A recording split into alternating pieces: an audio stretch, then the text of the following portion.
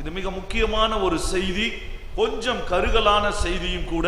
ஆனால் நான் ஏற்ற நேரத்திலே நான் முடித்து விடுவேன். நீங்கள் நேரத்தை குறித்து கவலைப்பட பயப்பட வேண்டிய அவசியம் இல்லை. பிரசங்கிமார்களுக்கு பொதுவாக 2 ப்ராப்ளம் உண்டு. Starting problem, stopping problem. ஆரம்பிக்கிறதுல பிரச்சனை அல்லது முடிக்கிறதுல பிரச்சனை. எனக்கு கட்டாயம் 2வது பிரச்சனை இல்லை. உங்களுடைய நேரத்தை பார்க்க நான் வைக்க மாட்டேன் என்று நம்புகிறேன். 9:10க்கு நம்ம கட்டாயம் முடித்து விடுவோம். அதற்குள் நீங்கள் தயவு செய்து பொறுமையாய் இருந்து கேட்கும்படியாய் அன்போடு கூட நான் கேட்டுக்கொள்கிறேன். இது மிக முக்கியமான ஒரு காரியம். ஏன் நமக்கு சபை, ஏன் இப்படிப்பட்ட நற்செய்தி கூட்டங்கள்? போதகர்கிட்ட கேட்டா சொல்லுவாங்க, இந்த நற்செய்தி கூட்டத்தை முடிச்சு இன்னைக்கு நைட்டு தான் அவங்க ஃப்ரீயாவே தூங்க முடியும். ஏனென்றால் நாங்கள் ஏராளமான கூட்டங்களை வட இந்தியாவிலே நடத்துகிறோம். 1000 கணக்கிலே வருகிறவர்கள் உண்டு, 10 பேர் வருகிறவர்களும் உண்டு, 50 பேர் வருகிறவர்களும் உண்டு, மிக அதிகமான 1000 கணக்கிலே வருகிறவர்களும் உண்டு. ஆனால் அந்த கூட்டங்களுக்கு ஒழுங்கு செய்து அவைகளை முடித்து அப்பாட என்று சொல்லி இன்றைக்கு இரவுல கூட அவர்கள் தூங்க முடியாது, நாளைக்கு தான் தூங்க முடியும். அப்படி வேதனையோடு, காரியங்களோடு, சிரத்தையோடு ஏன் இவைகளை ஒழுங்கு செய்ய வேண்டும்? எதற்காய் வருடந்தோறும் ஒழுங்கு செய்ய வேண்டும்? இதற்கெல்லாம் ஒரே ஒரு பதில் தான். ஏன் தெரியுமா? இயேசு மீண்டும் வரப்போகிறார்.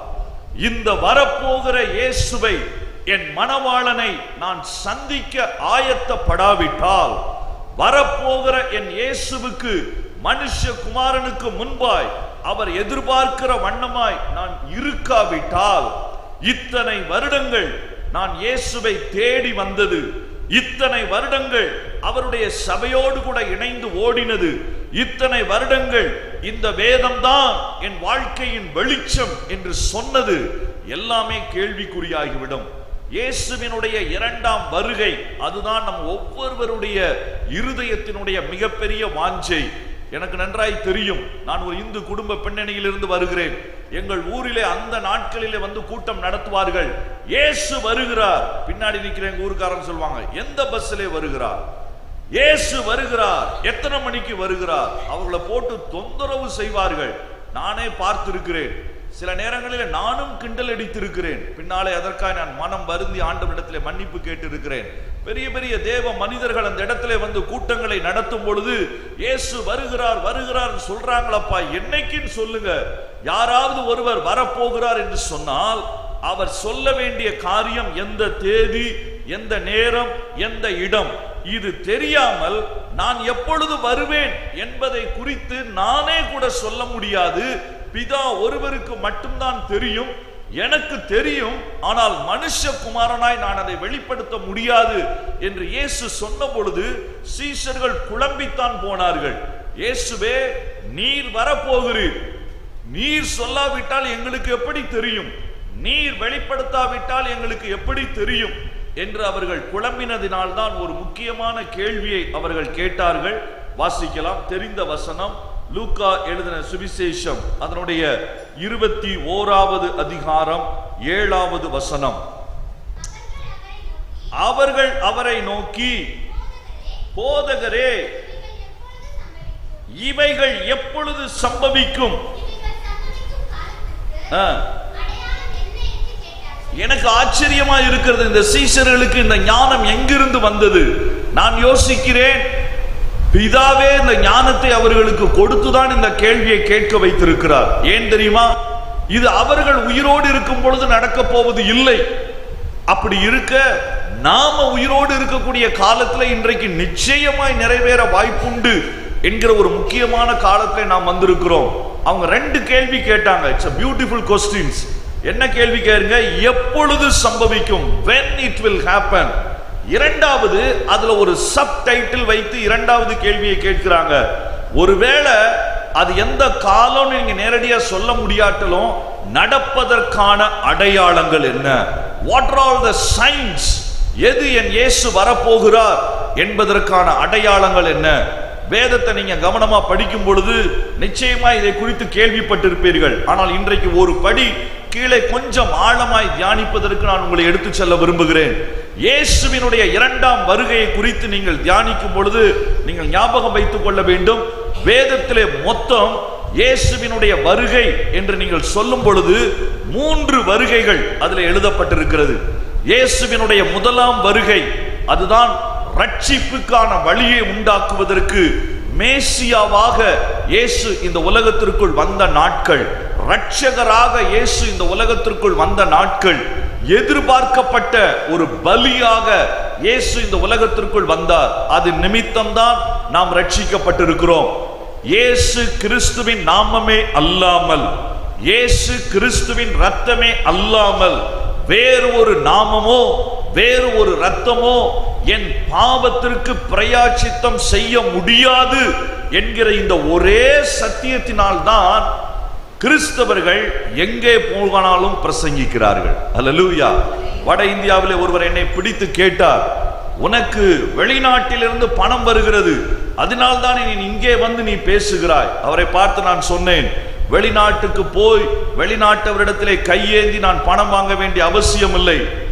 கர்த்தருடைய கிருபையினாலே எனக்கு கொடுத்த அந்த டிகிரியை சொல்லி நான் சொன்னேன், நான் ஒரு பொது அறுவை சிகிச்சை நிபுணர், என்னுடைய மனைவி மகப்பேறு மருத்துவர்கள், 2 பேரும் நாங்கள் எவ்வளவு சம்பாதிக்க முடியும் என்று கொஞ்சம் அழுத்தமான தொனியிலே பேசின பொழுது என்னை விட்டு விட்டு கேட்க ஆரம்பித்தார். அவரை பார்த்து நான் அதான் சொன்னேன், பணம் தான் எனக்கு வேண்டும் என்றால் நான் ஏன் பீகாரின், உத்தரப்பிரதேசத்தின், நேபாளினுடைய கிராமங்களுக்கு நான் வர வேண்டும்? சென்னையிலே நான் உட்கார்ந்திருந்தால் இதைவிட எனக்கு அதிகமாய் பணம் கிடைக்கும்.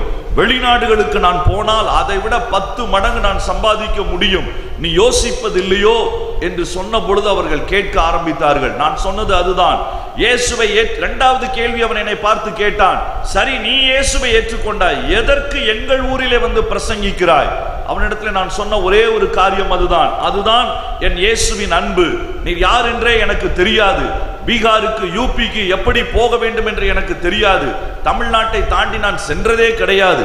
ஆனால் உன்னை இயேசு நேசித்ததினாலே, உங்களை இயேசு நேசித்ததினாலே என்னை அங்கே இருந்து இங்கே அனுப்பினார் இந்த சத்தியத்தை சொல்வதற்கு. அவன் சொன்னான், அப்ப எங்களிடத்திலே சத்தியம் இல்லையா? நான் சொன்னேன், அதை குறித்து எனக்கு தெரியாது, ஆனால் ஒன்றே ஒன்றுதான், ஒரு வியாதிக்கு ஒரு மருந்து தான் இருக்க முடியும். அந்த மருந்தை எடுத்தால் மட்டும்தான் அந்த வியாதி சரியாக முடியும். நீ நம்புகிறாயா என்று கேட்டான். ஆமாம். நான் அவனை பார்த்து கேட்டேன், காய்ச்சலுக்கு நீ சாப்பிடுகிற அந்த மருந்தை எலும்பு முறிவுக்கு நீ சாப்பிடுவாயா? அவன் சொன்னான், இல்லை.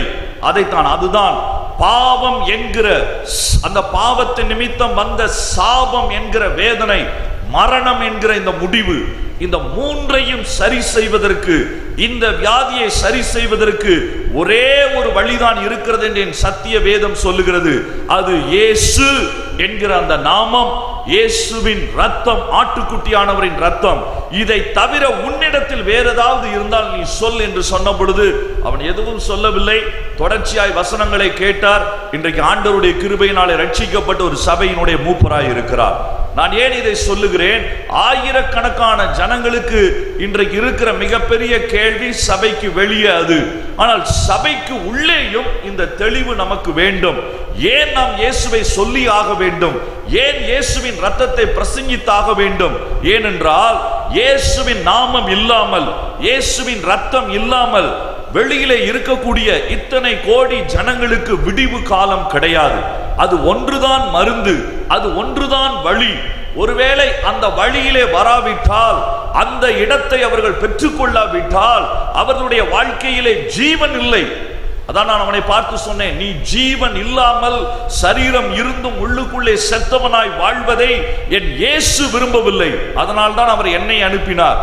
நீ யார் என்று எனக்கு தெரியாது, நீ எந்த ஊர் என்று எனக்கு தெரியாது. இவ்வளவு கடினமான இடங்களிலே வேறு மொழி, அதை நான் வந்து படித்து கற்றுக்கொண்டு உன்னுடைய கலாச்சாரத்தில் இணைந்து உன்னை நேசித்து உனக்கு சொல்ல வேண்டும் என்றால் அவ்வளவு பெரிய சாது நான் அல்ல, அவ்வளவு பெரிய நல்லவனும் நான் அல்ல, அவ்வளவு உண்மையானவனும் நான் அல்ல. ஆனால் அந்த சிலுவையின் அன்பு என்னை நெருக்கி தள்ளினது. நீ போய் சொல் என்று சொல்லி அது நிமித்தம் நான் வந்தேன். அதுதான் உண்மை. இன்றைக்கு ஆண்டவர் அதுதான் சொல்லுகிறார். ஏன் அதை சொல்ல வேண்டும்? ஏன் இந்த ரத்தத்தை குறித்து, நாமத்தை குறித்து சொல்ல வேண்டும்? ஏனென்றால் மிக முக்கியமானது இதுதான். இன்னும் கொஞ்ச காலம்தான், அதற்கு பின்பு இயேசு இரட்சகராய் அல்ல, நியாயாதிபதியாய் வரப்போகிறார். ஆகவே இயேசு கிறிஸ்துவினுடைய 2ஆம் வருகையினுடைய இது கடைசி காலம் அல்ல, கடைசி மணி துளி. It's not the last, the end period, it's the end time. It's not the lost days, it's the lost hour. அதைத்தான் நான் சொல்லுவேன். இது 11ஆம் மணி வேளை. இயேசு கிறிஸ்து வந்ததற்கு காரணத்தை நான் சொல்லுகிறேன், வேதத்திலிருந்து சொல்லுகிறேன். நடந்த சம்பவங்கள், நடக்கிற காரியங்கள், இவைகளை நாம் ஆழமாய் புரிந்து கொள்ள வேண்டும். அப்பொழுதுதான் இன்னமும் இயேசுவினுடைய வருகையை குறித்த தெளிவு நமக்கு இல்லாததினால்தான், எல்லாருக்கும் நான் சேர்த்து சொல்லவில்லை, நாம் அநேக நேரங்களிலே நாம் செயல்பட முடியாமல் போகிறோம். சரி, நான் சீக்கிரமாய் சொல்லுகிறேன். முதல் வருகை, அதை குறித்து நான் உங்களுக்கு பிரசங்கிக்க வேண்டியதில்லை. இயேசு வந்தார், பாவங்களுக்காய் மரித்தார், அடக்கம் பண்ணப்பட்டார், உயிர்த்தெழுந்தார். அவர் இன்றைக்கும் பிதாவினுடைய வலது பாரிசத்தில் இருக்கிறார். அவருடைய நாமம் போதுமானது. ஆராதனை நடத்தும் பொழுது போதகர் சொன்னதை போல பாவத்தை அறிக்கையிட்டு சிலுவையை விசுவாசித்து இயேசுதான் வழி என்று சொல்லினால் போதும். மதம் மாற வேண்டிய ஒரு கட்டாயம் நமக்கு இல்லை. இயேசு மதத்தை ஸ்தாபிக்க வரவில்லை. அவர் கிறிஸ்தவர்களின் தேவனும் அல்ல. இயேசு கிறிஸ்தவர்களின் தேவனாய் இருந்தால் நான் இயேசுவினிடத்தில் வந்திருக்க முடியாது. அவர் சர்வ உலகத்தின் தேவன், சர்வ ஜனங்களினுடைய தேவன், எல்லாரையும் நேசிக்கிறவர். ஏனென்றால் அவர்தான் எல்லாவற்றையும் உருவாக்கினார், அவர்தான் தகப்பன். ஆகவே அவருக்கு எந்த விதமான வேறுபாடுகளும் அங்கு கிடையாது. இரண்டாவது, இந்த இயேசு கிறிஸ்துவினுடைய இன்னொரு வருகை, ஆனால் அது ஒரிஜினலாய் சொல்ல வேண்டும் என்றால் அது 3வது வருகை. அதுதான் வெளியரங்கமாய் இயேசு வரப்போகிறார். அதிலே எல்லா ஜனங்களும் அவர்களை பார்ப்பார்கள். மிகப்பெரிய 1000 பரிசுத்தவான்களோடு கூட வரப்போகிறார். ஆனால் இதற்கு இரண்டுக்கும் நடுவிலே ஒரு முக்கியமான வருகை இருக்கிறது. அதுதான் ரகசிய வருகை, தி ராப்சர். இது ரெண்டுக்கும் என்ன வித்தியாசம்? சில சபைகள் இதிலே வேறுபடுவது உண்டு, சில போதகர்கள் இதிலே வேறுபடுவது உண்டு. ஆனால் வேதத்தை திறந்த மனதோடு நீங்கள் படித்து பாருங்கள். 2 காரியங்கள் அழகாய் சொல்லப்பட்டிருக்கிறது. இயேசு பாவிகளுக்காய் இந்த உலகத்திலே வந்தார், அது முதல் வருகை. இரண்டாவது, தன்னுடைய பரிசுத்தவான்களுக்காய், சபைக்காய் வரப்போகிறார், அது ரகசிய வருகை. சத்தம் கேட்கிறவர்கள் மாத்திரம்தான் போக முடியும். மூன்றாவது, தன்னுடைய பரிசுத்தவான்களோடு வருகிறார். இதுதான் வித்தியாசம். அது உலகத்தை நியாயம் தீர்க்கக்கூடிய ஒரு வருகை. இந்த இரண்டாவது சபை நாம் எதற்கு முக்கியத்துவம் கொடுத்து எதை நாம் எய்ம் பண்ண வேண்டும், எது நமது இலக்கு? இயேசு வெளியரங்கமாய் வரும்பொழுது அவரோடு போவது நம்முடைய இலக்கு அல்ல. இயேசு ரகசிய வருகையிலே அவரோடு கூட எடுத்துக் கொள்ளப்படுவதற்கு தான் ஆண்டவர் சபையை வைத்திருக்கிறார். அல்லேலூயா.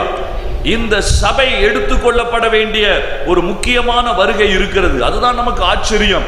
ஏன் நான் அதிகமாய் நம்முடைய ஒருவேளை நமக்கு சரீர பிரகாரமான சுகவீனங்கள், கட்டுகள், காரியங்கள், இவைகளிலிருந்து இயேசு விடுதலை தர வேண்டும் என்று ஜெபிப்பது தவறல்ல. கட்டாயம் ஜெபியுங்கள். இன்னொன்று நான் சொல்வேன், இதை எளிதாய் ஆண்டவர் தருவார். இதை நான் அனுபவபூர்வமாய் அனுதினமும் நாங்கள் ஃபீல்ட்ல பார்க்கறதுனால நாங்கள் சொல்லி தருகிறோம். தெளிவாய் நான் சொல்ல முடியும். கடந்த மார்ச் மாதத்திலிருந்து ஏப்ரல் மாதம் வரைக்கும் 23 இடங்களிலே நாங்கள் தொடர்ச்சியாய் விடுதலை கூட்டங்களை நடத்தினோம். அங்கு ஒரு கிறிஸ்தவர்களும் இல்லாத இடங்கள். ஆனால் நாங்கள் போய் சொல்லும் பொழுது அவர்களுக்கு சொல்லுகிறது அதுதான், இந்த இயேசுவினிடத்திலே ஒரு முறை வந்து பாருங்கள். சில கிராமங்களிலே 2 பேர் வருவார்கள், சில கிராமங்களிலே 500 பேர் வருவார்கள். வந்து ஜெபிக்கிற பொழுது அந்த இடத்திலேயே பிசாசுகள் ஓடுவதை, வியாதிகள் சுகமாவதை அவர்களே சாட்சியாய் சொல்வார்கள். அத்தனை அதிசயமாய் ஆண்டவர் அற்புதங்களை செய்கிறார், ஒரு சந்தேகமும் இல்லை. ஆனால் ஆண்டவருடைய மிக முக்கியமான நோக்கம் எது தெரியுமா? What is the ultimate purpose? ஒருவேளை இந்த சுகம், இந்த காரியங்கள் நடப்பதற்கு தாமதமாகலாம், ஒருவேளை நடக்காமல் இந்த வியாதியை மேற்கொள்ளக்கூடிய கிருபையை பவுலுக்கு தந்ததை போல ஆண்டவர் நமக்கு தந்து நடத்தலாம். ஆகவே இதிலே நாம் சோர்ந்து போய்விடக் கூடாது. இந்த உலக தேவைகள் சந்திக்கப்பட்டு சந்திக்கப்படாமல் சில காரியங்கள் இருக்கலாம், இதிலே நாம் மூழ்கி விடக்கூடாது. ஏனென்றால் முக்கியமானது எது? இது எப்படி ஒரு 10வது வகுப்பு படிக்கிற ஒரு பையனுக்கு கிளாஸ்ல நடக்கிற டெஸ்ட் அது தேவைதான், காலாண்டு பரீட்சை தேவைதான், அரையாண்டு பரீட்சை தேவைதான். ஆனால் போர்டு எக்ஸாம் மிக முக்கியம். மற்ற எல்லா பரீட்சைகளையும் அவன் நோக்கிவிட்டு பள்ளிக்கூடத்திலே போய் விளையாடுவதை நோக்கமாய் வைத்துக்கொண்டு, மற்றவைகளை வைத்துக்கொண்டு கடைசி தேர்வை அவன் சரியாய் செய்யாவிட்டால் அவன் எந்த சாக்கு போக்கும் சொல்ல முடியாது. He can't give any excuses because that is the ultimate. அதுதான் கடைசியானது. இந்த ரகசிய வருகை என்று சொல்லப்படுகிறதே, இந்த வருகைக்கு இன்னமும் சில பெயர்கள் உண்டு. அது என்ன பெயர்கள்? அதை வேதத்திலிருந்து உங்களோடு கூட நான் பேச விரும்புகிறேன். எது நம்முடைய நோக்கமாய் இருக்க வேண்டும்? இந்த நோக்கங்களை 4 காரியங்களை நான் வேகமாய் சொல்லுகிறேன், உங்களுக்கு தெளிவாய் நீங்கள் புரிந்து கொள்ள முடியும். இயேசு தன்னோடு கூட இந்த சபையை வைத்துக் கொள்ள விரும்புகிறார். இந்த இயேசு கடைசி நாட்களினுடைய அந்த ஈவென்ட்ஸை நீங்க வரிசைப்படுத்தி நீங்கள் பார்த்தால் அதில் ஆச்சரியமான சில காரியங்களை நீங்கள் பார்க்க முடியும். எப்படி தெரியுமா? நிறைய தீர்க்க தரிசனங்கள் வெளிப்படுத்தின விசேஷத்திலும், எசேக்கியேல் 36 38 வரையிலும், தானியேல் 7வது அதிகாரத்திலிருந்து 9வது அதிகாரம், இந்த 3 பகுதிகளையும் நீங்கள் அமைதலாய் உட்கார்ந்து திறந்த மனதோடு படித்து பார்த்தால் எல்லா அரசியல் சம்பந்தமான நகர்வுகள், ஜியோகிராபிக்கல் நிலப்பரப்பு சம்பந்தப்பட்ட நகர்வுகள், சாத்தானினுடைய ஆதிக்கங்கள், இயேசுவினுடைய வருகை, இவைகளை புரிந்து கொள்ள முடியும். ஆனால் இவைகள் எல்லாம் கொஞ்சம் கருப்பொருளாய் இருப்பது உண்மைதான். அதனால்தான் நாம் அதை படிப்பதே இல்லை. அதை படிக்கும் பொழுது சில பேருக்கு புரியாது. அதனால என்ன செய்வாங்க, சரி ஏதோ வந்தது வேகமாய் வாசிப்போம் முடிப்போம் என்று சொல்லி நாம் முடித்து விட்டு நாம் போகிறோம். ஆனால் இந்த இயேசு கிறிஸ்துவினுடைய 2ஆம் வருகையை குறித்து ஏராளமான தீர்க்க தரிசனம் சொல்லப்பட்டிருக்கலாம். அதிலே இன்றைக்கு நமக்கு ரெலவென்டா உள்ள காரியம், ஏன் இது இயேசு வரக்கூடிய கடைசி நாட்களின் கடைசி பகுதி. வாசியுங்கள். நாம் வாசித்த 21வது அதிகாரம், லூக்கா எழுதின சுவிசேஷம் 21வது அதிகாரம் 24வது வசனத்தை வாசிக்கலாம்.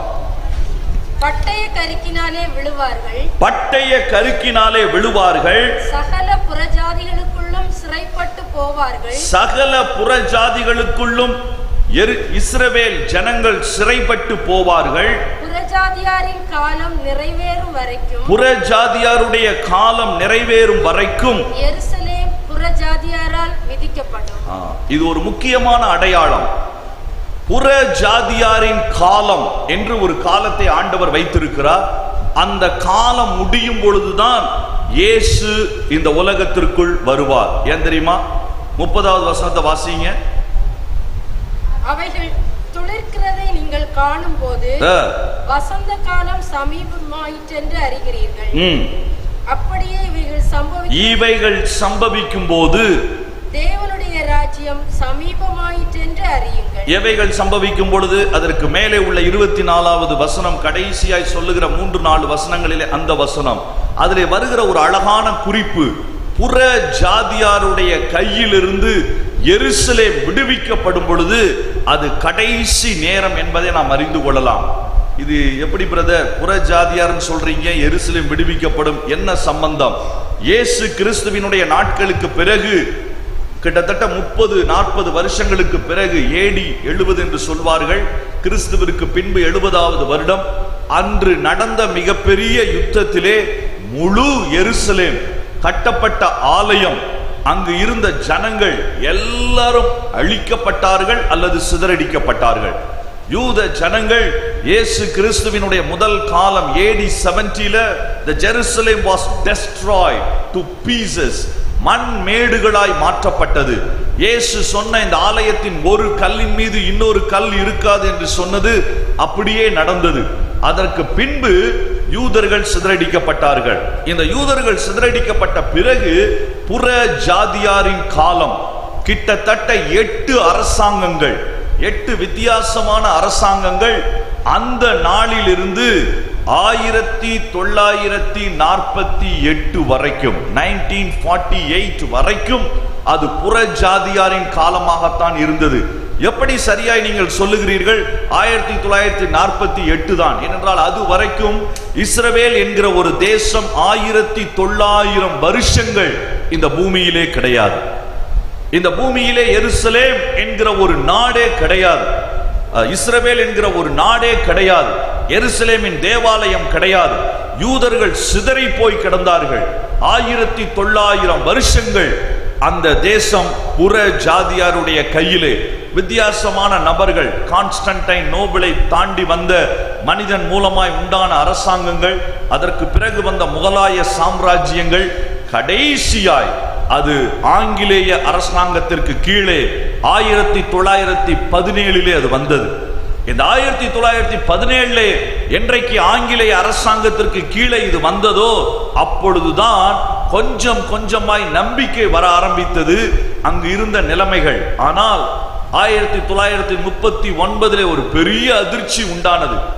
அங்க அடால்ஃப் ஹிட்லர் என்கிற ஒரு மனிதன் நாசிச படைகளை கொண்டு கிட்டத்தட்ட 6 மில்லியன் 60 லட்சம் யூதர்களை தேடி தேடி அழித்தான். ஏன் அழித்தான் தெரியுமா? ஏனென்றால் புற ஜாதியாரின் காலம் முடிய போகிறது. அது யூதர்களுக்கு தெரியாது, உலகத்திற்கு தெரியாது, ஆனால் சத்துருவுக்கு தெரியும். அது உருவாகி விடக்கூடாது என்பதற்குத்தான் இந்த உருவாக போகிற அந்த எருசலேம், அந்த இஸ்ரவேல் தேசம் உருவாவதற்கு சில வருடங்களுக்கு முன்பு 1948 அது உருவானது. ஆனால் 36 45 வரைக்கும் 60 லட்சம் யூதர்களை தேடி தேடி அவர்கள் கொலை செய்தார்கள்.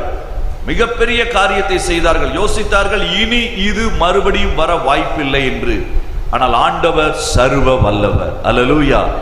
என்றைக்கு மனிதன் சொல்லுகிறானோ முடிந்தது, அன்றைக்கு தான் ஆண்டவர் ஆரம்பிக்கிறார். என்றைக்கு நாம் நினைக்கிறோம் இதற்கப்புறம் எழும்ப வாய்ப்பில்லை, அன்றைக்கு தான். என்றைக்கு இனி லாசரு வெளியே வர வாய்ப்பில்லை என்று சொல்லி கல்லை வைக்கிறார்களோ அப்பொழுதுதான் இயேசு சொல்லுகிறார், கல்லை அகற்றுங்கள், மறுபடி நான் வெளியே கொண்டு வருவேன். அதுதான் ஆண்டவர் எசேக்கியேல் 37 சொன்ன தீர்க்க தரிசனம். உலர்ந்த எலும்புகளை போல இஸ்ரவேல் ஜனங்கள் கிடப்பார்கள். ஆனால் தீர்க்க தரிசன ஆவி உள்ளே வரும் பொழுது உலகத்தினுடைய பல பகுதிகளிலும் இருந்து இந்த எலும்புகள் எழும்பும், சதைகள் இணையும், நரம்புகள் உண்டாகும். அந்த எலும்புகள் தான் வல்லமை உள்ள சேனையாய் மாறும். இது சாதாரணமாய் சொல்லப்பட்ட தீர்க்க தரிசனம் அல்ல. இயேசு பிறப்பதற்கு பல 100 ஆண்டுகளுக்கு முன்பாய் சொல்லப்பட்டது. யாரை குறித்து? சிதறி போய் கிடக்கிற இஸ்ரவேல் ஜனங்களை குறித்து. அப்ப அவர்களுக்கு மட்டும்தானா? நமக்கு இல்லையா? நமக்கும் உண்டு. நம்முடைய குடும்ப சூழ்நிலையும் உலர்ந்த எலும்புகளை போல சிதறலாம். சபையினுடைய சூழ்நிலை உலர்ந்த எலும்புகளை போல சிதறி கிடக்கலாம். ஆனால் தீர்க்க தரிசனத்தினுடைய ஆவி, பரிசுத்த ஆவியானவர் உள்ளே வரும் பொழுது எலும்புகள் உயிர் பெறும், அது சேனையாய் எழும்பும். அல்லேலூயா. இது எல்லா இடங்களிலும் நடக்கிற ஒரு காரியம். கடைசியில என்ன நடந்தது தெரியுமா? இந்த அடால்ஃப் ஹிட்லர் கொன்ற இந்த 60 லட்சம் பேரை பிரிட்டிஷ் கவர்மெண்ட் யூஎன் என்று சொல்லப்படக்கூடிய ஐக்கிய நாடுகள் சபைக்கு கொண்டு போய் திட்ட விவரமாய் சொல்லின பொழுதுதான் அவர்களுக்கும் புரிந்தது. முழு உலகமும் ஒத்துக்கொண்டது.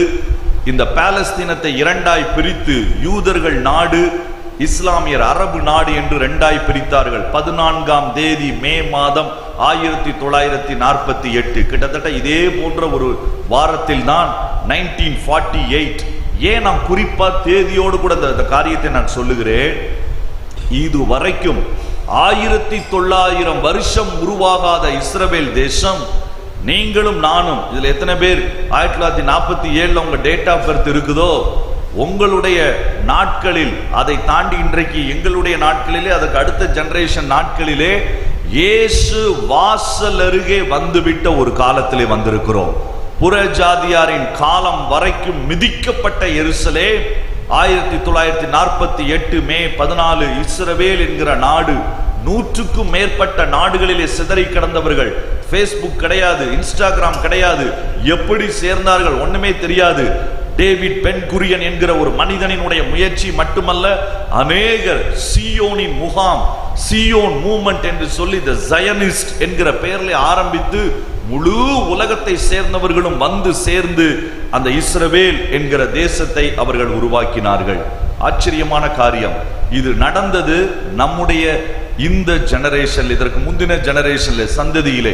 அதனால்தான் நான் சொல்லுகிறேன், இதற்கு முந்தின 2 சந்ததிக்கு முன்பு வரைக்கும் இயேசு வரப்போகிறார் என்பது செய்தியாய் இருந்திருக்கலாம். ஆனால் இந்த சந்ததிக்கு இயேசு வந்துவிட்டார் வாசல் அருகே என்பது செய்தி அல்ல, உண்மை. ஏன் நான் அதை சொல்லுகிறேன்? இது நடந்த பிறகுதான் அதிகமான பட்டய கருக்கினால் அதிகமான பேர் விழுவார்கள். ஒரு தேசத்திற்கு விரோதமாய் தேசம் போர் மூளும். இந்த போர் என்று சொன்ன உடனே உலகம் முழுவதும் நடக்கிற யுத்தம் அல்ல, அது நடந்து கொண்டுதான் இருக்கும். வீட்டுக்கு வீடு வாசப்படின்னு சொல்லுவாங்க. 2 கண்ட்ரி இருந்தா அங்கங்க யுத்தம் நடக்கதான் செய்யும். அதை குறித்து வேதம் சொல்லவில்லை. அப்படி சொன்னால் அது ஒரு தெளிவான தீர்க்க தரிசனமா இருக்காது. இது எப்படி இருக்கும் தெரியுமா? கண்ணை மூடிக்கொண்டு வயிறு வலி இருக்கிற சில பேரை கர்த்தர் சுகமாக்குறார். 100 பேர்ல வயிறு வலி இல்லாமலா இருப்பாங்க, இடுப்பு வலி இல்லாமலா இருப்பாங்க, கட்டாயமா இருப்பார்கள். அப்படி சொல்லவில்லை தீர்க்க தரிசனம். குறிப்பாய் இஸ்ரவேல் தேசம் உருவான பிறகு யுத்தங்கள் அதிகரிக்கும். ஒரு குறிப்பிட்ட காலகட்டத்திலே எத்தனாவது நாள் யுத்தம் ஆரம்பித்தது தெரியுமா? தேசம் ஆரம்பித்து 3வது நாளிலே நெருக்கம் வந்தது, 6வது நாளிலே யுத்தம் ஆரம்பித்தது. ஒரு தேசம் ஆரம்பித்து 6 நாட்களுக்குள் யுத்தம் வந்தால் எத்தனை கடினம் உங்களுக்கு தெரியும். அன்றைக்கு ஆரம்பித்த யுத்தம் 1900 கிட்டத்தட்ட 67 வரைக்கும், 1967 வரைக்கும், எருசலேமை அவர்கள் முழுமையாய் பிடிக்கிற வரைக்கும் இந்த யுத்தம் அதிகமாய் இருந்தது. ஆனால் அதற்கு பிறகு யோசித்தார்கள், சமாதான நாட்கள் ஆரம்பிக்கிறதோ என்று. இல்லை, இந்த யுத்தங்களினுடைய அடுத்த பகுதி. நான் ஏன் இன்றைக்கு இந்த தலைப்பிலே பிரசங்கிக்கிறேன்? இதை கேட்டு நாம் என்ன செய்ய போகிறோம் என்று யோசிக்கலாம். இல்லை, இந்த யுத்தங்களினுடைய உச்சம் இன்றைக்கு நீங்களும் நானும் இருக்கிற இந்த சில ஆண்டுகள், 2 ஆண்டுகளுக்கு முன்புதான் அதனுடைய பீக் மறுபடியும் ஆரம்பித்திருக்கிறது. இந்த யுத்தங்கள் எந்த நேரத்திலே போகும், எந்த டைரக்ஷன்ல போகும், இதெல்லாம் நம்முடைய கரத்திலே இல்லை. அதை குறித்து நான் சொல்ல விரும்பவில்லை. இது இந்த தேசம்தான், கோக் மாக், ரஷ்யா எங்கே வரும், இந்த காரியங்கள் எல்லாம் வேத வல்லுநர்கள் அதிகமாய் அவர்கள் இதை குறித்து யோசிக்கிறார்கள். ஆனால் என்னுடைய யோசனை 2 காரியங்கள். ஒன்று, இவைகள் நடக்கும் பொழுது இயேசு வாசல் அருகே வருவார் என்பது தேவனுடைய ஒரு காரியம். இதே காரியத்தை தான் 7 சபைகளை குறித்து சொல்லும் பொழுது, லவோதிக்கியா சபை இந்த பூமியிலே இருக்கும் பொழுது இயேசு வாசலிலே நின்று தட்ட வேண்டிய நிலைமை வரும் என்று. அப்படி என்றால் இன்றைக்கு இருக்கிற சபையினுடைய நிலைமையை பாருங்கள். கிட்டத்தட்ட லவோதிக்கியாவினுடைய சபை நிலைமை வந்துவிட்டது. எல்லாம் சபைக்குள் இருக்கிறது, கிறிஸ்துவை தவிர. அதே நிலைமை சபைக்குள்ளும் இருக்கிறது, இஸ்ரவேல் தேசத்திலும் இருக்கிறது, எல்லா இடங்களிலும். அப்ப இப்படிப்பட்ட சூழ்நிலையில இயேசு வரப்போகிறது எந்த சூழ்நிலையிலும் நடக்கலாம். அல்லேலூயா. இதை விட இன்னொரு அழுத்த பூர்வமான தீர்க்க தரிசனம், அது நிறைவேறினால் மட்டும்தான் இயேசு வர முடியும். ஒரே ஒரு தீர்க்க தரிசனம், அது என்றைக்கு நிறைவேறுகிறதோ அன்றைக்கு இயேசுவினுடைய தெளிவான வருகை இருக்கும். மத்தேயு 24வது அதிகாரம் 14வது வசனம். Matthew chapter 24 verse 14. இதுதான் கடைசியாய் நாம் எதிர்பார்த்து காத்திருக்கிற தீர்க்க தரிசனம். மற்ற எதுவும் உங்களுக்கு புரியாவிட்டாலும் பரவாயில்லை. மத்தேயு 24:14 தெளிவாய் சிறு குழந்தையும் கூட புரியக்கூடிய விதத்திலே ஆண்டவர் சொல்லுகிறார். என்ன சொல்லுகிறார்?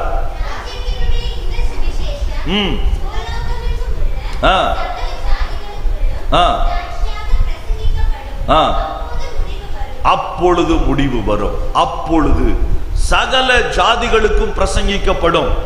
ஒரு 10-15 வருடங்களுக்கு முன்னால நீங்க சவுதி அரேபியா போனீங்கன்னா, உங்க போகக்கூடிய அந்த சூட்கேஸ்ல ஸ்கேன் பண்ணி பைபிள் இருந்தா பைபிளை எடுத்துட்டு தான் உங்களை உள்ள விடுவாங்க. அதற்கு முன்பு நீங்க போயிருந்தீங்கன்னா, பெண்களா இருந்தா பர்தாவை கூட கம்பல் பண்ணாங்க. அப்படிப்பட்ட ஒரு சூழ்நிலை. இந்த தேசங்களுக்குள்ளாம் வசனங்கள் போகவே முடியாது. நானே யோசித்திருக்கிறேன். ஆரம்ப மிஷனரி நாட்களிலே அன்றைக்கு மொபைல் கிடையாது, இன்டர்நெட் கிடையாது. எப்படி ஆண்டவரே சகல ஜாதிகளுக்கும் சுவிசேஷம் பிரசங்கிக்கப்படும்? ஒரு பக்கம் இஸ்ரவேல் உருவாகிவிட்டது. ஆகவே வசந்த காலம் சமீபமாகி நீர் வாசல் அருகே வந்து விட்டீர் என்பது தெரிகிறது. ஆனால் நீர் வாசல் அருகே வந்தால் இன்னும் சுவிசேஷம் சொல்லப்படாத 40% ஜனங்கள் இந்த உலகத்தில் இருக்கிறார்களே, எப்படி சொல்லப்படும்? அதற்கு ஒரு பெரிய பதிலாகத்தான் இந்த கடந்த 10 ஆண்டுகளிலே இந்த இன்டர்நெட் வந்த பிறகு இன்றைக்கு சுவிசேஷம் உள்ளே போக முடியாத நாடுகள் என்று இருந்த வடகொரியா, அடைக்கப்பட்ட தேசங்கள், ஆப்கானிஸ்தான், இவைகள் எல்லாவற்றிலும் சுவிசேஷம் உள்ளே நுழைந்து விட்டது. அல்லேலூயா. அதனால் நிச்சயமாக இந்த சுவிசேஷம் இந்த சந்ததியிலே அறிவிக்கப்படும். அதனால் தான் நான் மறுபடியும் சொல்லுகிறேன், சபையாகிய விடுதலை பள்ளம் சபையாகிய நாம் அந்த மிகப்பெரிய பிரிவிலேஜ் நாம் இழந்துவிடக் கூடாது. இந்த சுவிசேஷம் சகல ஜாதிகளுக்கும் கொண்டு சேர்க்கப்பட்டு அப்பொழுதே முடிவு வரப்போகிறது. அந்த முடிவு நாம் அதிலே கிரீடத்தை பெறுவதற்கு தகுதி உள்ளவர்களாய் இருக்க வேண்டும், இழந்துவிடக் கூடாது. ஆகவே சுவிசேஷ பணியை நீங்கள் தீவிரப்படுத்துங்கள். ஏன் தீவிரப்படுத்துங்கள்? இயேசு வரப்போகிறார். சரி, இந்த இயேசு வரப்போவதற்கான என்ன காரியங்கள், மற்ற என்ன அடையாளங்கள், மற்ற காரியங்கள் இவைகள் இருந்தாலும் நான் நேரடியாய் இந்த ரகசிய வருகையை குறித்த 4 காரியங்களை உங்களோடு கூட நான் சொல்ல போகிறேன். இந்த ரகசிய வருகைக்கு பின்பு எதை ஆண்டவர் வைத்திருக்கிறார் தெரியுமா? அவர் வைத்திருக்கிற முக்கியமான ஒரு காரியம் தான் வெளிப்படுத்தின விசேஷம் 20வது அதிகாரம் 6வது வசனத்தை வாசிக்க போகிறோம். வெளிப்படுத்தின விசேஷம் 20வது அதிகாரம் 6வது வசனத்தை, நல்ல வார்த்தையை கவனிங்க. முதலாம் உயிர்த்தெழுதல் ஒரு புதிய வார்த்தையை வேதம் பயன்படுத்துகிறது. இதுவரைக்கும் சுவிசேஷத்திலே சொல்லப்படாத வார்த்தை, நிருபங்களிலே சொல்லப்படாத வார்த்தை, the first resurrection. ஏன் இயேசு இதை குறித்து நேரடியாய் சொல்லவில்லையா? சொல்லி இருக்கிறார், நாம் பார்க்க போகிறோம். ஆனால் அதற்கு ஒரு பெயரை முடிவு காலத்திலே ஆண்டவர் கொடுக்கிறார். உயிர்த்தெழுதலிலே 2 இருக்கிறது. எல்லாரும் ஒரே நேரத்திலே நாம் உயிர்த்தெழ போவதில்லை. முதலாம் உயிர்த்தெழுதலுக்கு பங்குள்ளவன் பாக்கியவானும். அப்படி என்றால் இந்த பாக்கியத்திலே பங்கெடுக்க வேண்டும். அதுதான் எனக்கு இந்த கடைசி நாளினுடைய செய்தியினுடைய குறிப்பு. இங்க வந்திருக்கிற ஒவ்வொருவரும், இதை கேட்கிற ஒவ்வொருவரும் இதற்கு பாக்கியவான்களாய் மாற வேண்டும். ஏன்? அடுத்த வரிய வாசிங்க.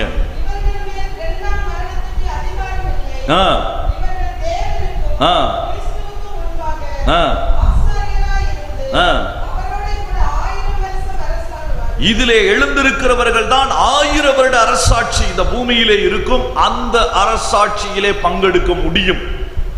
மற்ற அரசுல பங்கெடுக்கிறோமோ இல்லையோ, இன்னைக்கு தமிழ்நாட்டில் எப்படியோ அரசாங்கம் வந்தாச்சு. யாரு பங்கெடுப்பாங்க? இல்ல, போட்டி பயங்கரமா நடந்துகிட்டு இருக்கு. விசில் சத்தத்திற்கு செவி கொடுக்கிறீர்களோ இல்லையோ, எக்கால சத்தத்திற்கு செவி கொடுத்தே ஆக வேண்டும். இந்த எக்கால சத்தம் காதிலே தொனித்தால் தான் இந்த முதலாவது உயிர்த்தெழுதலிலே பங்கெடுக்க முடியும். சரி, 5வது வசனத்தை இப்ப வாசிங்க. அப்பதான் விசுவாசிகள்லயே 2 கூட்டம் இருக்கிறது என்று உங்களுக்கு தெரியும். மரணம் அடைந்த மற்றவர்கள்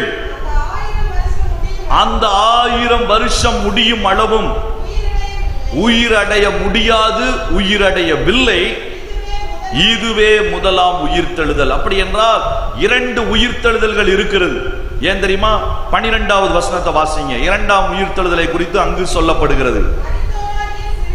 இங்க பரிசுத்தவானா இருக்க வேண்டிய அவசியம் இல்லை, இயேசுவை ஏற்றுக்கொண்டவனா இருக்க வேண்டிய அவசியம் இல்லை. உயிரோடு பிறந்த சிறியோராயிருந்தாலும் பெரியோராயிருந்தாலும் எப்படிப்பட்டவர்களாயிருந்தாலும் அவர்களும் உயிர்த்தெழுவார்கள். ஆனால் எதற்கு? 1000 வருட அரசாட்சிக்கு அல்ல, சிங்காசன நியாய தீர்ப்புக்கு. வாசியுங்கள்.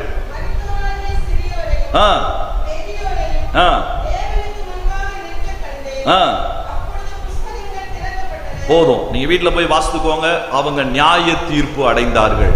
அப்போ முதலாம் உயிர்த்தெழுதலிலே பங்கு பெறுகிறவன் தான் பாக்கியவான், அவன் தான் பரிசுத்தவான்.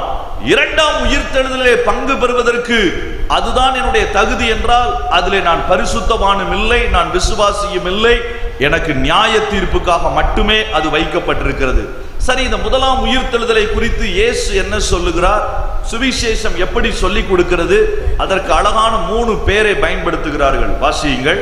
முதல் காரியம், இயேசு சொல்லுகிற அற்புதமான காரியம். லூக்கா 14வது அதிகாரம் 13-14வது வசனம். லூக்கா 14வது அதிகாரம் 13-14வது வசனங்கள். நீ விருந்து பண்ணும்போது ஏழைகளையும் ஊனரையும் சப்பானிகளையும் குருடரையும் நீ அழைப்பாயாக. ஏன்? பொதுவா நம்ம இவங்களெல்லாம் கூப்பிட மாட்டோம். ஏழைகளை ஒருவேளை நாம் கூப்பிடுவோம்.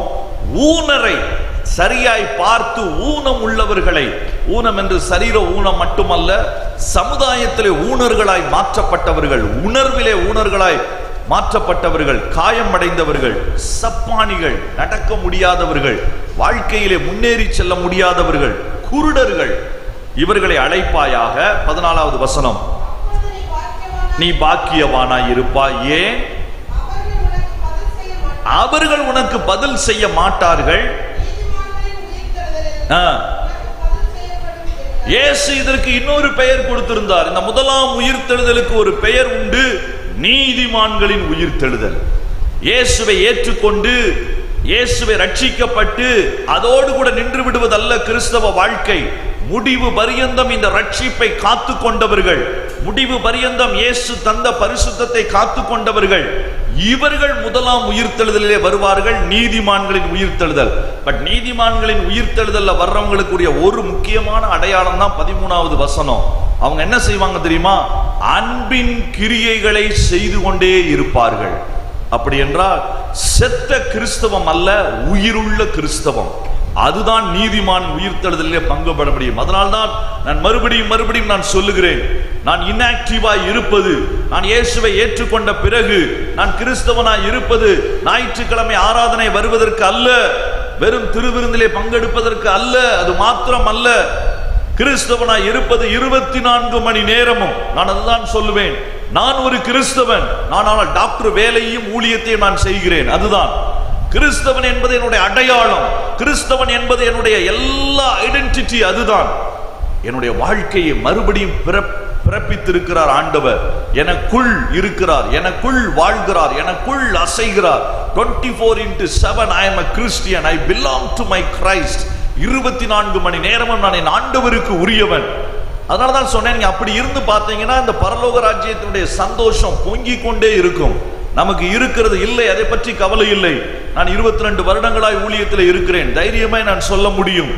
ஒரு இடத்திலே கூட ஆண்டவர் எங்களை குறைவுபட வைக்கவில்லை. நெருக்கங்கள் வந்தது, பசிகள் இருந்தது, இழப்புகள் இருந்தது, குடும்பத்திலே மரணங்கள் இருந்தது. ஆனால் எல்லா சூழ்நிலையிலும் அவரை நோக்கி பார்த்த பொழுது தாங்கி வர உதவி செய்தார், தாண்டி வர உதவி செய்தார், ஜெயிக்க உதவி செய்தார், ஊடுருவி வர உதவி செய்தார். எத்தனை நண்பர்கள், எத்தனை காரியங்கள். இன்றைக்கு இயேசுவை ஏற்றுக்கொண்டதினாலே ஆயிரக்கணக்கான நண்பர்கள், ஆயிரக்கணக்கான உறவினர்கள் கிறிஸ்துவுக்குள். எத்தனை பெரிய ஆசீர்வாதம். இங்கதான் ஆண்டவர் சொல்லுகிறார், அன்பின் கிரியைகளை செய்து கொண்டே இருக்கிறவர்கள் தான். ஏன்னா ரட்சிக்கப்படும் பொழுதே ஆண்டவர் நமக்கு எதற்காக ரட்சித்தார்? எபேசியர் 2:10 நீங்க வீட்டுல போய் வாசித்து கொள்ளுங்க. நற்கிரியைகளை செய்யும்படிதான் ஆண்டவர் நம்மளை ரட்சித்தே இருக்கிறார். In order to do the good work, God brought the good news. நற்செய்தி வந்ததற்கு காரணமே நற்கிரியைகளை நாம் செய்வோம் என்று சொல்லிதான். ஏனென்றால் இயேசு நற்கிரியைகளை செய்கிறவராய் சுற்றி திரிந்தார். ஆகவே இந்த முதலாம் உயிர்த்தெழுதலுக்கு நீங்கள் பங்காளிகளாய் மாறுவதற்கு பரிசுத்தம் மிக மிக முக்கியம். அதோடு கூட சேர்ந்து உங்களுடைய வாழ்க்கையினுடைய அன்பின் கிரியைகளை செய்து கொண்டே இருங்கள். முதலாம் உயிர்த்தெழுதலிலே பங்கு பெற முடியும். இரண்டாவது காரியம், இதற்கு எபிரேய நிருபம் இன்னொரு பேரை சொல்லுகிறது. எபிரேயர் 11வது அதிகாரம், ஹீப்ரூஸ் சாப்டர் 11. இங்க நீங்க பாத்தீங்கன்னா இந்த இயேசு கிறிஸ்துவினுடைய, ஏன்னா இந்த உயிர்த்தெழுதல்ல யார் வருகிறார்களோ அவர்கள் தான் ரகசிய வருகையிலே போக முடியும். இந்த உயிர்த்தெழுதல், ஒருவேளை நம்முடைய மரணம் இன்றைக்கு நடந்தாலும் எக்கால தொனி சத்தம் கேட்கும் பொழுது நாம் அவரோடு கூட எடுக்கப்படுவோம். அதனால்தான் நான் இந்த உயிர்த்தெழுதலை குறித்து நான் அதிகமாய் உங்களோடு கூட சொல்லிக் கொண்டிருக்கிறேன். 11வது அதிகாரம் 34, 35 வாசியுங்கள். அக்கினியின் உக்கிரத்தை அவித்தார்கள், அக்கினியின் உக்கிரத்தை அவித்தார்கள், பட்டய கருக்குக்கு தப்பினார்கள், பலவீனத்தில் பலன் கொண்டார்கள், யுத்தத்தில் வல்லவரானார்கள், அந்நியருடைய சேனைகளை முறியடித்தார்கள். இதெல்லாம் விசுவாசத்துல ரொம்ப அழகா செஞ்சாங்க. ஸ்திரீகள் சாக கொடுத்த தங்களுடையவர்களை உயிரோடு அழிந்திருக்க பெற்றார்கள். வேறு சிலர் மேன்மையான உயிர்த்தெழுதல், இன்னொரு பேர் கொடுக்கப்படுது பாருங்க, மேன்மையான உயிர்த்தெழுதல், அதை அடையும்படி விடுதலை பெற சம்மதியாமல் வாதிக்கப்பட்டார்கள். இரண்டாவது காரியம், முதல் காரியம் அன்பின் கிரியைகளிலே தொடர்ந்து ஓடுங்கள். இரண்டாவது காரியம் சகிப்புத்தன்மையிலே நிலைத்திருங்கள். இயேசுவை ஏற்றுக்கொண்டது நிமித்தம் ஊழியத்தில் ஆக்டிவா போகும் பொழுது, கிறிஸ்துவுக்குள் முன்னேறி செல்லும் பொழுது, சிலுவையை சுமக்கும் பொழுது எல்லாரும் உங்களை கைதட்ட மாட்டாங்க. ஓ, உலகத்தை கலக்கிறவர்கள் இங்கே வந்து விட்டார்கள் என்று சொல்லி மாலை போட மாட்டாங்க. நமக்கு விரோதங்கள் குடும்பத்தில் எழும்பும், நமக்கு விரோதங்கள் சபையில எழும்பும், நமக்கு விரோதங்கள் போகிற இடத்துல எல்லாம் எழும்பும். இயேசுவை ஏற்றுக்கொள்றது வரைக்கும் ரொம்ப அமைதியா போன மாதிரி இருக்கும். நம்ம என்னைக்கு ஆண்டவரே நான் அன்பா இருக்கணும்னு சொல்லிட்டு வெளியில வர்றோமோ, வீட்டுக்கு வெளியில வந்து நம்ம ஏறுற பஸ் கண்டக்டர்ல இருந்து நமக்கு எல்லாம் தான், என்னம்மா ஒழுங்கா ஏற மாட்டேன்னு திட்டுவாங்க. இன்னைக்கு தானே ஆண்டவரே அன்பா இருக்கணும்னு நினைச்சிட்டு வந்தேன். சில பேர் பொறுமையா இருக்கணும் ஆண்டவரேன்னு பொருத்தனை பண்ணிட்டு போவாங்க. அன்னைக்கு தான் அந்த ஆபீஸ்ல காலை வைக்கும் பொழுதே பற்றி எரியும் பாருங்க, இருக்கிற பொறுமையெல்லாம் போயிரும். இதே கன்னியாகுமரியை சேர்ந்த ஒரு தம்பி எனக்கு உண்டு, ஆவிக்குரிய தம்பி. ஒரு நாள் அவன் ரொம்ப சோகமா வந்தான் ஈவினிங் வீட்டுக்கு. ஆனால் ரொம்ப சோகமா இருக்கு, என்னடா ஆச்சு அப்படின்னு கேட்டேன். நான் இன்னொரு ஞானஸ்தானம் எடுத்துடலாமான் இருக்கேன். அவன் ஏற்கனவே 2 ஞானஸ்தானம் எடுத்தவன். நான் சொன்னேன், எத்தனை ஞானஸ்தானம் தான் நீ எடுக்க போகிற? அப்போ அவன் சொன்னான், இல்லைண்ணா இன்னைக்கு ஒரு பெரிய தப்பு நடந்துச்சு. என்ன? இன்னைக்கு நான் யோசிச்சுட்டு போனேன் பொறுமையா இருக்கணும், சரி. ஆனா லேப்ல போன உடனே ஒருத்தன் என்னை இரிட்டேட் பண்றதுக்குன்னே ஒரு கோலியாத் வந்திருந்தான். எதை செஞ்சாலும் எனக்கு விரோதமா செஞ்சுக்கிட்டே இருந்தான். நான் அவன்கிட்ட சொன்னேன், தம்பி நீ ரொம்ப டென்ஷன் ஆகுற, நீ சொல்றதை செய்யணும். அவன் கேட்கவே இல்லை. ஒரு பக்கத்துல வாக்குவாதம் அதிகமாயிடுச்சு.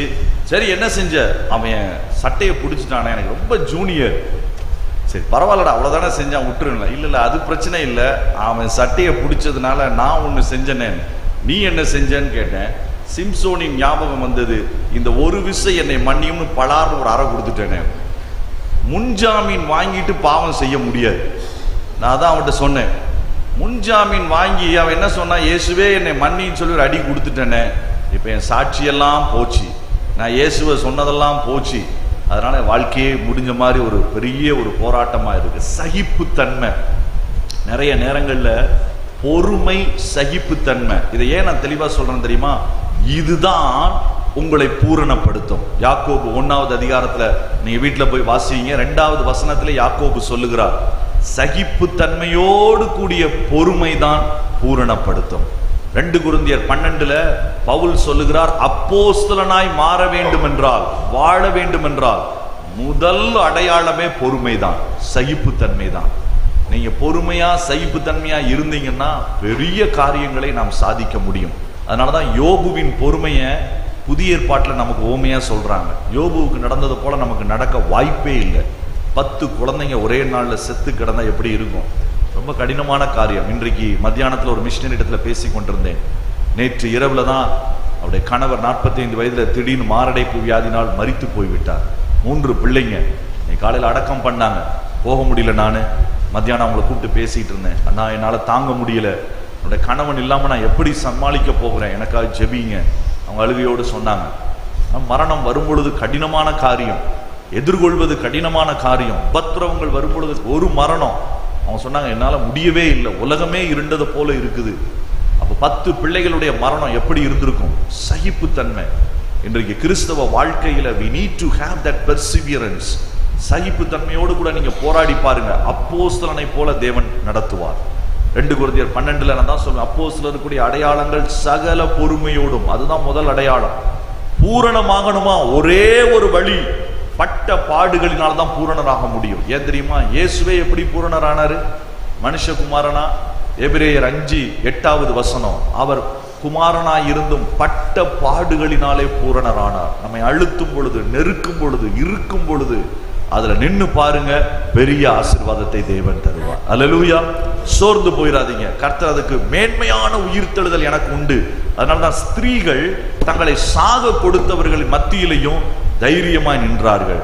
அதை விட்டு ஓட அவர்கள் விரும்பவில்லை, விடுதலை பெற அவர்கள் சம்மதிக்கவில்லை. பரவாயில்லை, ஏன்னா மேன்மையான ஒரு உயிர்த்தெழுதல் இருக்கிறது. கடைசியாய் 3வது இந்த உயிர்த்தெழுதலை குறித்து பவுல் சொல்லுகிறான். பிலிப்பியர் 3வது அதிகாரம். எது நம்மளை ஆயத்தப்படுத்தும் இந்த ரகசிய வருகைக்கு? முதலாவது நான் சொன்னேன், அன்பின் கிரியைகளை பரிசுத்தத்தோடு செய்யுங்கள். 2வது சகிப்புத்தன்மையை பரிசுத்தத்தோடு நீங்கள் நிறைவேற்றுங்கள். 3வது பிலிப்பியர் 3வது அதிகாரம் 10வது வசனம், இப்படி நான் அவரையும் அவருடைய உயிர்த்தெழுதலின் வல்லமையையும் அவருடைய பாடுகளின் ஐக்கியத்தையும் அறிகிறதற்கும் உள்ளாகி எப்படியாகினும், பாத்தீங்களா, எப்படியாகினும் நான் தகுதியாகணும் பவுல் ஏன் சொல்லணும் தெரியுமா? 2ஆம் உயிர்த்தெழுதலுக்கு எழும்புவதற்கு தகுதியே தேவையில்லை, பிறந்தாலே போதும். சிறியோரும் பெரியோரும் 2ஆம் உயிர்த்தெழுதலிலே எழும்பித்தான் ஆக வேண்டும். ஆனால் 1ஆம் உயிர்த்தெழுதலை நான் எழும்ப வேண்டும் என்பதைத்தான் பவுல் சொல்லுகிறான். இவன் 1வது ஊழியத்திற்கு வந்த பொழுது எழுதின நிருபம் அல்ல, சிறைச்சாலையிலிருந்து எழுதின நிருபம். எப்பொழுது மரணம் நடக்கும் என்று தெரியாது. ஆனால் அவன் சொல்லுகிறான், எப்படியாயிலும் நான் இந்த இதற்கு தகுதியாகணும் ஐயா. இதுதான் அவனுக்கு ஒரு எதிர்பார்ப்பு. வேத புஸ்தகத்திலே மிக அதிகமான 13 புஸ்தகங்களை எழுதினவன். இயேசுவுக்கு பின்பு இவனை போன்ற ஒரு அப்போஸ்தலன் இதுவரைக்கும் எழும்பினதில்லை. ஆனால் அவனை பார்த்து கேட்கிறான், உன் ஆசை என்ன? ஒரே ஒரு ஆசை, எப்படியாயினும் அந்த உயிர்த்தெழுதலுக்கு நான் தகுதியாகணும். எந்த உயிர்த்தெழுதலுக்கு தகுதியாகணும்? அந்த உயிர்த்தெழுதல் அது என்னை இயேசுவோடு கூட பரிசுத்தமானாய் பாக்கியவானாய் 1000 வருடம் அரசாள வைக்குமே, அந்த உயிர்த்தெழுதல் எனக்கு வேண்டும். அதற்கு தான் அவன் ஒப்பு கொடுத்தான். கடைசி ஒரு வசனத்தை சொல்லி நான் முடிக்க விரும்புகிறேன். வெளிப்படுத்தின விசேஷம் 20வது அதிகாரம் 4வது வசனத்தை வாசியுங்கள். இந்த 3வது உயிர்த்தெழுதலுக்கு பவுல் செய்த காரியம் என்ன தெரியுமா? எல்லாவற்றையும் நஷ்டமும் குப்பையுமாய் விட்டான். இன்றைக்கு உலகத்தை தள்ளாமல் பாவத்தை தள்ளாமல் நாம் இதிலே பங்கெடுக்க முடியாது. அதை நஷ்டம் போல தூக்கி எறிந்தான். எல்லாமே நன்மைகள் தான் அவனுக்கு.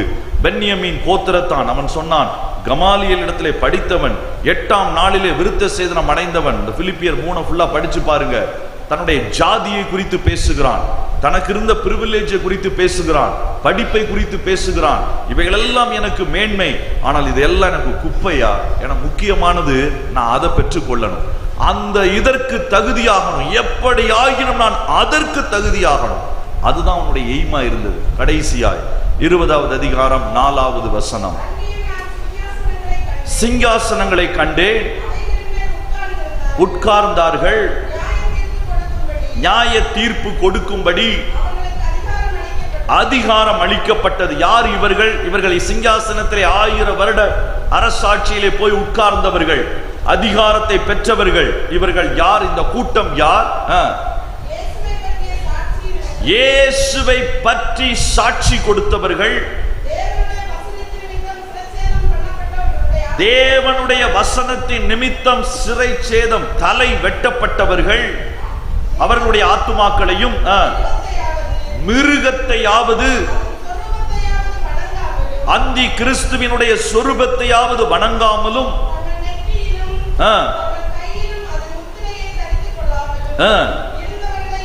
கண்டே அவர்கள் உயிர்த்து அரசாண்டார்கள். இப்ப 5வது வசனத்தை படிங்க, இன்னும் அழகா புரியும். மரணம் அடைந்த மற்றவர்கள், அதுதான் விசுவாசிகளின் 2 கூட்டம். ஏனென்றால் ஒரு கூட்டம் சொன்னது, நான் சாட்சியாய் வாழ்ந்துதான் ஆவேன், சிறைச்சேதம் செய்தாலும் வசனத்தை குறித்து நான் பேசுவேன், மிருகத்தினுடைய ஒரு குணத்தை கூட, அதனுடைய ஒரு முத்திரையை கூட நான் உடலிலே ஏற்றுக்கொள்ள மாட்டேன். 666 தான் அந்தி கிறிஸ்துவினுடைய முத்திரை என்று நாம் நினைக்கிறோம். இல்லை, அது கடைசி நாளிலே, உபத்திரவ நாட்களிலே வரப்போகிறது. எப்படி நடக்கும் தெரியுமா? உலகத்தினுடைய முடிவு இன்னும் கொஞ்சம் நாளிலே எக்கால சத்தம் கேட்க போகிறது. இயேசு உருவாக்கின மணவாட்டி சபை யார் அவர்கள்? நாம் இப்பொழுது பார்த்த இந்த 4 கூட்டத்தார். அன்பின் கிரியையை பரிசுத்தத்தோடு செய்தவர்கள், மேன்மையான உயிர்த்தெழுதலுக்காய் சகித்துக் கொண்டவர்கள், உபத்திரவங்களை இயேசுவை அறியும் அறிவிற்காக உலகத்தையும் மாம்சத்தையும் பாவத்தையும் தனக்கு இருந்த எல்லாவற்றையும் குப்பையாய் எண்ணினவர்கள், கடைசியாய் இயேசுவுக்கு சாட்சி சொல்வது நிமித்தம் சிறை சேதம் செய்யப்பட்டாலும் சுவிசேஷத்தை கொண்டு சேர்த்தவர்கள். இந்த 4 கூட்டத்தார் மாத்திரம் சபைக்குள்ள இருந்து மணவாட்டியை போல செய்வார்கள். அப்படி என்றால் மற்றவர்களுக்கு என்ன நடக்கும்? மற்றவர்கள் கைவிடப்பட்ட சபை என்கிற கூட்டத்திலே வருவார்கள். நேரமில்லை எல்லாவற்றையும் சொல்வதற்கு, ஆனால் அந்த ஈவென்ட்ஸை மட்டும் நான் சொல்லி முடிக்கிறேன். கைவிடப்பட்டவர்களுக்கு என்ன நடக்கும்? என்றைக்கு கைவிடப்படுகிறதோ அன்றைக்கு உபத்திரவ காலம் ஆரம்பிக்கும். அது 7 ஆண்டுகள். முதல் 3.5 ஆண்டுகளிலே உபத்திரவங்கள் எளிதாய் இருக்கும், கொஞ்சம் தாங்கக்கூடியதாய் இருக்கும். இந்த கைவிடப்பட்ட விசுவாசிகளிலே சிலர் அந்த நாளிலே மனம் திரும்பி ஆண்டவரிடத்திலே வருவார்கள். அவர்களுக்கும் சிலர் அதிலே இரத்த சாட்சியாய் மரிக்க வாய்ப்பு கிடைக்கும். அவர்களும் மேலே வருவதற்கான வாய்ப்புகள் கொடுக்கப்படும். ஆனால் 3.5 வருடத்தினுடைய நடுவிலே எருசலேமிலே ஆலயம் உண்டாகும். அந்தி கிறிஸ்துவினுடைய ஆட்சி பூமிக்குள்ளே வரும். அந்த கடைசி 3.5 வருடங்கள் மிக கடுமையாய் இருக்கும். அந்த கொடுமையின் மத்தியிலே இயேசுவை பிடித்து வைத்திருப்பது முடியாத காரியம். அதனுடைய முடிவிலே அர்மகதான் யுத்தம் நடக்கும். அதற்கு பின்பு பரிசுத்தவான்கள் இயேசுவோடு கூட இந்த பூமியிலே 1000 வருடம் அரசாட்சி செய்வார்கள். அதற்கு பிறகு சத்துரு மறுபடியும் வருவான். அதுவரைக்கும் அவனை கீழே நரகத்திலே போட்டு அவர் அடைத்து வைத்திருப்பார். வெளிப்படுத்தினால் 20 பின்பகுதியை படித்து பாருங்கள். அவன் மறுபடியும் 1000 வருடம் கழித்து அவனுக்கு ஒரு வாய்ப்பு கொடுப்பார். ஆனால் மனம் திரும்ப மாட்டான். மறுபடியும் யுத்தம் செய்ய வருவான். கடைசியிலே அக்கினியை கொண்டு அவனை அழித்து 2ஆம் உயிர்த்தெழுதலை கொண்டு வந்து நியாய தீர்ப்பு நிறைவேறும். அதற்கு பின்புதான் புதிய வானம், புதிய பூமி, சிங்காசனம், பரலோக வாழ்க்கை. இந்த தெளிவு நமக்கு நன்றாய் இருக்க வேண்டும். இந்த தெளிவு இருப்பதற்காகத்தான் இயேசு கிறிஸ்து 90 வயதான ஒரு அப்போஸ்தலனை பத்மு தீவு என்கிற தீவிலே கொண்டு போய் வைத்து இதை நீ எழுத வேண்டும் என்று சொல்லி அவனுக்கு சொல்லிக் கொடுத்தார். இந்த வருகைக்குத்தான் நாம் ஆயத்தமாக வேண்டும். இயேசு கிறிஸ்துவினுடைய இந்த ரகசிய வருகையிலே முதலாம் உயிர்த்தெழுதலுக்கு நம்ம பங்குள்ளவர்களாய் 1000 வருட அரசாட்சிக்கு நம்ம மாறுவதற்கு, எனக்கு அன்பானவர்களே, நம்முடைய வாழ்க்கையினுடைய காரியங்கள், நம்மோடு கூட இருக்கிறவர்கள், நம் தேசத்தில் இருக்கிறவர்கள், நம்முடைய உறவினர்கள், சொந்தக்காரர்கள், நண்பர்கள், இவர்கள் எல்லாம் கொண்டு போய் சேர்க்க வேண்டிய அவசியம் உண்டு. இயேசு மீண்டும் வரப்போகிறார். இயேசு வருவதற்கான காலங்கள் இன்னும் சில நாட்களிலே நீங்கள் இந்தியா முழுவதும் இந்த மாற்றத்தை நீங்கள் பார்க்க முடியும். இன்றைக்கு 12 மாநிலங்களிலே மிக கடுமையான சட்டங்கள் இருக்கிறது. அதிலே ஏராளமான பேர் தவறாய் அதிலே சித்தரிக்கப்படுகிறார்கள். சட்டங்கள் நமக்கு வருவது ஒரு குழப்பம் இல்லை, அதை நாம் மதிக்கிறோம். ஆனால் அந்த சட்டங்களை பயன்படுத்தி தவறாய் என்னோடு கூட எத்தனை பேரை நான் உத்தரப்பிரதேசத்திலே பார்க்கிறேன். கணவன் சிறையிலே, மனைவி பிள்ளைகள் 9 மாதம் வெளியிலே, இன்னொரு இடத்திலே கணவன் மனைவி 2 பேரும் சிறையிலே, சின்ன பிள்ளைகள் 9-10 மாதங்கள் வெளியிலே. என்ன நடக்கிறது என்று தெரியாது. ஆனால் சிறைக்குள் அவர்களை சென்று சந்திக்கும் பொழுது அவர்கள் எங்களை பார்த்து சொல்லுகிற காரியம் அதுதான், ஒரு பிரச்சனை இல்லை, இயேசு வரும் பொழுது எனக்குரிய கனம் கிடைக்கும், இந்த பிள்ளைகளை மட்டும் பார்த்து கொள்ளுங்கள், நாங்கள் சந்தோஷமாய் இங்கிருந்து நாங்கள் ஊழியம் செய்கிறோம். பெண்கள், ஆண்கள் 100 கணக்கிலே உபத்திரவங்களை சகித்து சுவிசேஷத்தை கொண்டு செல்லக்கூடிய ஒரு அற்புதமான நாட்கள் இன்றைக்கு நமக்கு. சமீபத்திலே நான் பம்மல் பகுதிக்கு போயிருந்தேன், சென்னையிலே. அங்கு ஒரு அக்கா ஜெபிப்பதற்காய் கூப்பிட்டிருந்தாங்க. பல வருடங்களாய் தெரியும், ஆனால் பல வருடங்கள் கழித்து நான் அவர்களை சந்திக்கிறேன். திருமணமாகவில்லை. அவர்களும் அவருடைய தங்கச்சியும் தான். அவருடைய வயது கிட்டத்தட்ட இப்போ ஒரு 75க்கு மேலே இருக்கும். அவங்க போன முதல் முறை அவங்க வீட்டுக்கு நான் போறேன். அதுல ஒரு சின்ன காம்பவுண்ட் வால், ஒரு பழைய ஓட்டு கட்டடம், ஒரே ஒரு ரூம் மட்டும்தான். அதனுடைய ஓரத்திலே சமையல் செய்கிறார்கள் தனியா இருந்து. ஐயா வந்தது ரொம்ப சந்தோஷம். நான் சொன்னேன், பாட்டிமா என்னால் தொடர்ந்து வர முடியல, ஆனால் இந்த முறை கண்டிப்பாக உங்களை பார்த்துட்டு போகணும்னு சொல்லி அவங்க வீட்டுக்குள்ளே போகும்போது வீட்டுக்கு வர்ற அந்த உள்ளே போகிற வழியில் மல்லிகை பூ, செம்பருத்தி பூ இதெல்லாம் போட்டு வச்சுருந்தாங்க. இந்த வயதான காலத்தில் ஏன் இதை போட்டு செஞ்சிட்டு இருக்கிறீங்க? அவங்க சொன்ன காரியம் இதுதான், இதில் வர்ற பூவை பறிச்சு தான்யா எனக்கு வருகிற விதவை உதவி தொகை 1000 ரூபாய். இந்த பூ, இதை தினந்தோறும் விற்று கிடைக்கக்கூடிய பணம், இதை வைத்து தான் நான் ஒரு மிஷனரி ஊழியத்திற்கென்று நான் அனுப்பி கொண்டிருக்கிறேன். என்னால் முடிந்த மிக குறைந்த உதவி தொகை தான், ஆனால் அதை நான் அனுப்பி கொண்டிருக்கிறேன். வீட்டுக்குள்ளே கூட்டிகிட்டு போனாங்க, கட்டாயம் ஒரு டீ குடிக்கணும்னாங்க. அவங்களுடைய அன்புக்காக நானும் எங்களோடு கூட இருந்த ஸ்டீஃபன் அண்ணனும் அங்கே குடிச்சு உட்கார்ந்துருக்கும் பொழுது கையில் ஒரு பேப்பரை எடுத்து கொண்டு வந்து கொடுத்தாங்க. என்ன பேப்பர் தெரியுமா? அந்த ஓட்டு கட்டடம், அந்த நிலத்தினுடைய பேப்பர். சொன்னாங்க, நான் என்னைக்கு மறிக்க போறேன்னு தெரியல, என்னுடைய அக்கா, அவளுக்காக நான் திருமணம் ஆகாம இருந்தேன், அவள் மரித்து போய்விட்டாள், நான் ஒரு அனாதை தான்.